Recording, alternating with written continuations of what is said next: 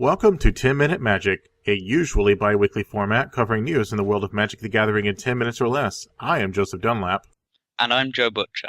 This is what's been going on in Magic the Gathering this past month. The Banned and Restricted List update. Last Monday brought the most recent update to the Banned and Restricted List, a week ahead of schedule, and with it came some surprising changes. No cards were unbanned in this iteration. However, 3 influential standard cards in the form of Smuggler's Copter, Emrakul the Promised End, and Reflector Mage were banned from the format. With the removal of only 3 cards, Wizards managed to either significantly weaken or downright remove certain archetypes from competitive play and the rock, paper, scissors format that came with it. Wizards' reasoning for each card within Standard were as follows. Emrakul was banned due to being able to end games far too easily for what she was. She was the world-ending, all-powerful monster she was in the story, which apparently was too much for Standard. Copter's ban was due to it being far too efficient at what it did and showed up in too many decks, therefore diminishing the format's diversity and range of viable decks. Wizards believe that by removing this, sorcery speed and planeswalker strategies may be more competitive post-banning. Previously, the Copter showed up as a full playset in almost all top decks, diminishing the effectiveness of such strategies. Finally, Reflector Mage was banned due to Wizards' data showing that the win rate for blue-white flash decks was too powerful against the rest of the field. It had been a genuinely disliked card since the days of Collected Company, and, whilst other cards were considered for the chopping block, Reflector Mage kept reappearing as the main perpetrator. In regards to Modern, 2 new cards were banned, Gitaxian Probe and Golgari Grave Troll. Gitaxian Probe being banned was due to it producing too many turn 3 kills due to giving perfect information and a free card to decks that needed to think strategically about whether to go all in or not. Essentially, decks that ran Gitaxian Probe started the game at 18 life in a 56-card library. Wizards summed up the problem as, ultimately, it did too much for too little cost. Golgari Grave Troll, along with Dredge on the whole, was slammed for forcing Modern into an unhealthy position by becoming a battle of sideboards, alongside the printing of Cathartic Reunion and Prized Amalgam, and let's not forget Insolent Neonate. Dredge became too much to deal with for most decks. However, the real offender of this deck was the Dredge mechanic itself, and therefore, Golgari Grave Troll, which only came off the ban list in 2015, had to go. The final change to the banned and restricted list is the timing of the announcement and a slight change to the schedule from here on out. January 9th was earlier than anticipated for bannings to give time for people to accurately test for Aether Revolt and the Pro Tour. This change also brings the announcement that updates to this list will be made more frequently, twice per set instead of quarterly. One will occur during the week prior to the new set release, and the second will be made 5 weeks after the Pro Tour.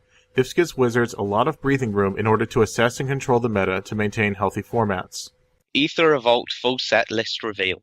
The new set, Aether Revolt, had its final cards revealed on the 6th of January to complete the new Kaladesh block set. Being a small set, it is designed to support the larger Kaladesh while introducing a few of its own mechanics. The new mechanics for this set are Improvise and Revolt. Improvise follows the same framework as the Convoke mechanic from Ravnica. Artifacts can be tapped to pay for a generic mana in the spell's cost after mana abilities have been activated. Revolt works by checking to see if a permanent under your control has left the battlefield on that turn, in which case the Revolt mechanic triggers. The mechanic includes an intervening key clause in its oracle text in the form of the word if.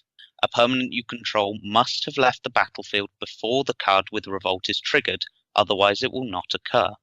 Effects brought on by Revolt range from card advantage to token generation to 1/1 counters. Moving on to Articles of the Week, we have a new podcast on Manaleak. A new podcast series has started on Manaleak. Magic Misplays is a series created by Luke May, who interviews Magic players on what's hot in Magic and the topics of their choice. His first episode includes a talk with Level 2 judge Grant David on the most recent bannings and the Masterpiece series. I assumed that my opponent had given up. Wisdom Fate Under the Bridge by Graham McIntyre. Secondly, Graham McIntyre brings us his new article titled I Assumed That My Opponent Had Given Up. He looks into the reasons why we lose games of Magic and what we can do to try and rectify any mistakes. This article was also featured on Channel Fireball's This Week in Magic, so congratulations to Graham for a well-written and interesting article.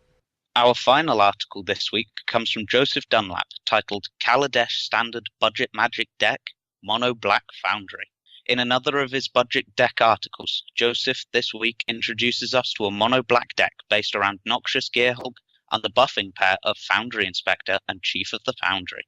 Matt Hounslow provides some encouraging words towards this deck, saying, "Keep up the great work. I really enjoy budget Magic content, so it's nice to see another option coming into the fray."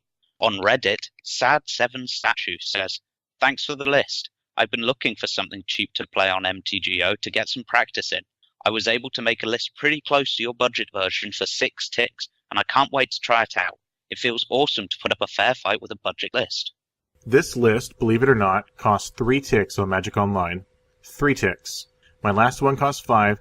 This one is $3 if you buy it for mtgO.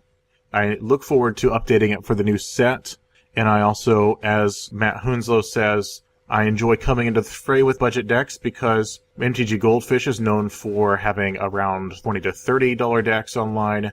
There's Strictly Better that ranges around the 10 to 15 mark, and I try to center myself around 5 ticks. I believe my next one's going to be about 6 to 7. So look for more of these. It's going to be a lot of fun.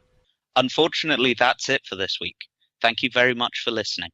If we missed anything you wanted to hear more about, dive deeper into, or want to let us know how much you enjoy the show, then leave us a comment on social media or find a text form of this episode on manaleak.com/mtgUK, and we will endeavour to respond to you all. You can find Joseph on Twitter At Joseph_Dunlap. and myself at Darth_Mulligan. Or you can follow at 10 Minute Magic on Twitter and keep in touch with us there. Until next time, bye bye.